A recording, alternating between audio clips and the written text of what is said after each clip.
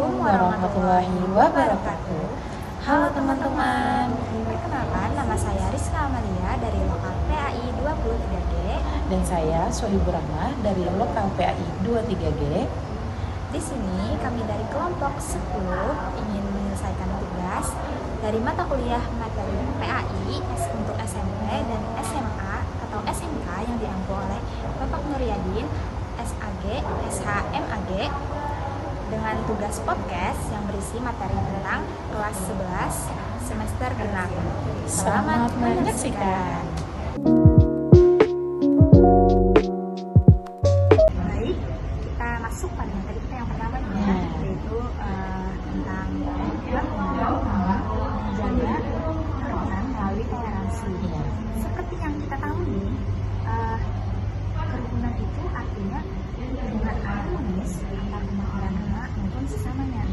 Dan toleransi itu menghargai perbedaan tanpa mencampur-adukan keyakinan. Jadi pertanyaannya, kenapa sih kita itu harus hidup rukun? Emang bisa ya beda-beda aja, masing-masing aja gitu? Oke, baik. Jadi ini di sini kenapa kita harus hidup rukun, nggak bisa masing-masing aja. Misalnya rukun ini ialah suatu dasar kehidupan sosial dalam Islam. Jadi nyawa dan martabat kita itu tuh sebagai tujuan syariat atau tips al-nafs. Jadi kita tuh nggak bisa kalau hidup ini tuh egois. Jadi kita tuh harus damai, rukun satu sama lain, meyakini dan menghargai keyakinan kita masing-masing. Gitu. Itu ya. Tapi gimana sih caranya supaya kita itu bisa tetap beda, tetapi nggak perlu berantem? Gitu. Jadi dengan cara kita tuh harus toleransi satu sama lain tanpa mencampur adukan keyakinan kita dengan orang lain. Jadi kita tuh saling menghargai. Jadi di sini seperti dalil Quran surah Yunus yang saya pilih di dalam ayat 40 dan 41 yang berbunyi A'udzubillahi minasyaitonirrajim Bismillahirrahmanirrahim wa minhum ma yu'minu bihi wa minhum ma la yu'minu bihi wa rabbuka a'lamu bil mufsidin. Nah, artinya dan di antara mereka ada orang-orang yang beriman kepada Al-Quran dan di antara mereka pula ada yang tidak beriman kepadanya, bahwasanya Tuhanmu lebih mengetahui tentang orang-orang yang membuat kerusakan di muka bumi ini. Jadi di dalam Quran surah yang ayat 41 wa in kadzabu faquli amali walakum amalakum antum bari'um mimma amalu wa anna bari'um mimma ta'malun. Artinya, dan jika mereka tetap mendustakanmu Muhammad, maka katakanlah bagiku pekerjaanku dan bagimu pekerjaanmu, dan kamu tidak bertanggung jawab apa yang aku kerjakan, dan kamu tidak bertanggung jawab dan aku tidak bertanggung jawab apa yang aku kerjakan. Masya Allah. Berarti dari ayat Yunus ini dapat kita pelajari bahwa kita tuh nggak perlu mengubah orang lain, tapi cukup jadi diri kita dengan versi terbaik kita masing-masing dengan sifat yang baik. Ya, betul sekali. Karena agama Islam itu tidak memaksakan. Jadi kita harus mentoleransi satu sama lain, dan agama Islam itu mengajak kita kepada kasih sayang. Untuk kita toleransi tadi itu ya keimanan kita yang dewasa.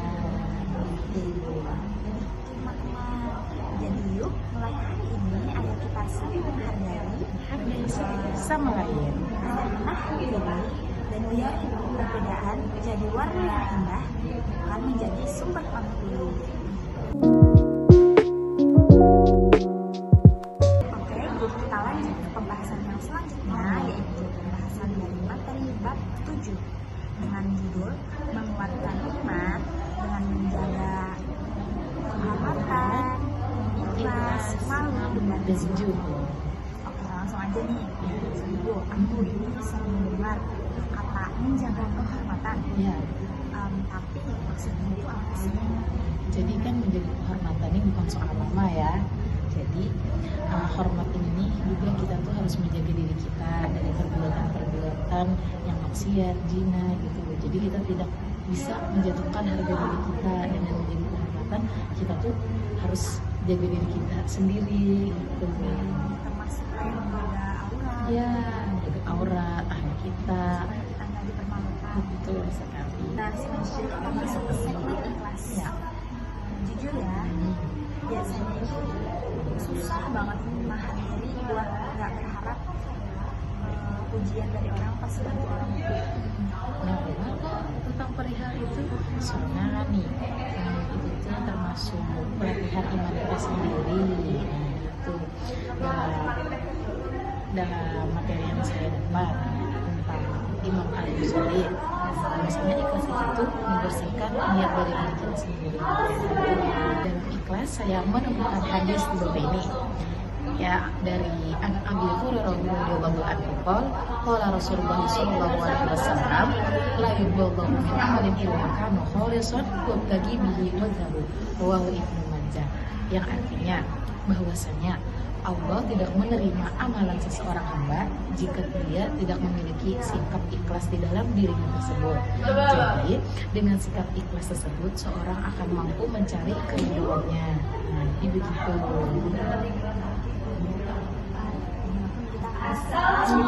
Tanpa mengharap pujian atau imbalan dari orang lain. Bacanya supaya saya Pujiannya. jadi kamu bilang malu itu bukan bagian dari iman. Iya, betul. Tapi malu itu kadang bikin orang itu nggak Itu tuh malu salah tempat namanya gitu. Kalau malu yang benar itu tuh kita tuh malu berbuat melakukan maksiat, zina, malu sama Allah, terus malu berkata-kata kasar gitu maksudnya. Ya, dan ada pun nih pengertian yang terakhir yaitu tentang juhud. Nah, juhud di sini bukan berarti anti harta, akan tetapi juhud ini hati kita yang nggak nempel sama dunia. Kalau kita tuh boleh punya uang, tapi uang tersebut jangan kita perbudak gitu maksudnya. Iya betul, bukan artinya juga miskin gitu. Iya betul sekali. Baik, selanjutnya pembahasan kita yaitu tentang ketentuan pernikahan di dalam Islam. Nah, jadi menurut kamu kenapa sih Islam itu tuh sangat mengatur urusan pernikahan secara detail? Nikah itu adalah ibadah. Ya. Rasulullah Shallallahu Alaihi Wasallam bersabda, nikah itu adalah sunnah. Barang siapa yang tidak memiliki sunnah, maka ia bukanlah termasuk dalam golongan. Hadis riwayat Ibnu Majah nomor 1800. Nah, jadi nikah itu tuh bukan cuma hubungan duniawi ya. Islam mengatur pernikahan karena dampaknya itu besar dari diri sendiri, Ya. dari keluarga, bahkan sampai ke masyarakat. Jadi nikah itu harus sesuai dengan syariat Islam. Nih, kadang kan aku tuh suka bingung ya tentang pernikahan ini. Apa sih syarat-syarat sah dalam pernikahan tersebut? Jadi ada 5 Ya. dalam pernikahan. Jadi pernikahan itu ada 5. Yang pertama itu ada calon suami, yang kedua ada calon istri, yang ketiga ada wali dari pihak perempuan, yang keempat 2 orang saksi, harus laki-laki ya. Dan yang kelima itu ada ijab kabul. Nah, ijab kabul ini merupakan perjanjian sang mempelai kepada Allah, perjanjiannya dengan Allah untuk menjaga, menghormati, melindungi pasangannya nanti. Dan kalau syaratnya itu antara lain adanya mempelainya itu harus balik, berakal, tidak sedang dalam keadaan terpaksa, dan tidak dalam zina. Jadi ada syarat syahnya dan ada ketentuan-ketentuannya, rukun-rukunnya gitu. Jadi nih kalau ngomongin nikah tuh kan biar halal ya. Jadi ada nggak sih makna yang lebih besar menurut kamu? Tentunya ada dong. Jadi tujuan dari menikah itu yang pertama untuk memperoleh kebahagiaan dan ketenangan hidup atau yang biasanya disebut sakinah. Nah, yang kedua untuk memperoleh rasa cinta dan kasih sayang. Dan yang ketiga untuk memenuhi kebutuhan biologis yang sah yang diridhoi oleh Allah Subhanahu wa Ta'ala. Yang keempat, melaksanakan perintah Allah dan Rasulnya. Dan yang kelima, untuk memperoleh keturunan yang sah. Jadi nih menikah itu bukan solusi galau semata, tapi jalan kita menuju ketenangan dan ketenangan hati dan akhirat gitu. Jadi ada dalam menikah harus dijaga dari pikiran sampai nanti benar kita memperlakukan pasangan kita nanti. Jadi juga ada dalil nakli tentang pernikahan. Itu Quran surah Ar-Rum ayat 21 yang berbunyi A'udzubillahi minasyaitonirrajim. Bismillahirrahmanirrahim. Wa min ayatihi khalaqalakum min anfusikum azwajan litaskunu ilaiha wa ja'ala bainakum mawaddatan wa rahmah. Inna fi dzalika laayatin liqaumin yatafakkarun. Yang artinya, dan di antara tanda-tanda kekuasaannya ialah Dia menjadikanmu istri-istrimu dan jenismu sendiri supaya kamu cenderung dan merasa tentram kepadanya. Dan Dia menjadikan di antaramu rasa kasih dan sayang. Sungguh pada yang demikian itu benar-benar terdapat tanda-tanda kebesarannya bagi kaum yang berpikir.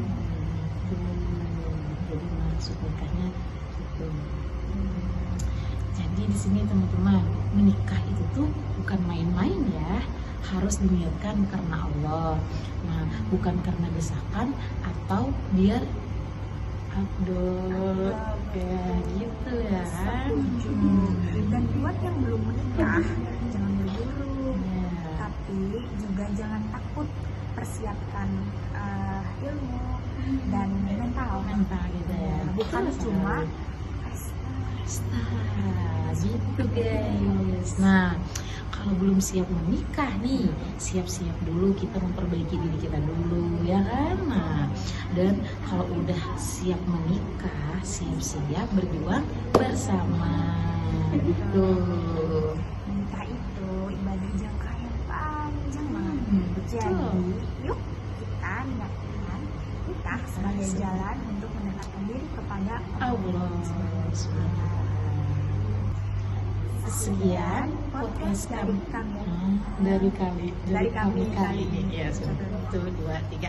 Sekian podcast dari kami kali ini. Terima kasih telah menyaksikan.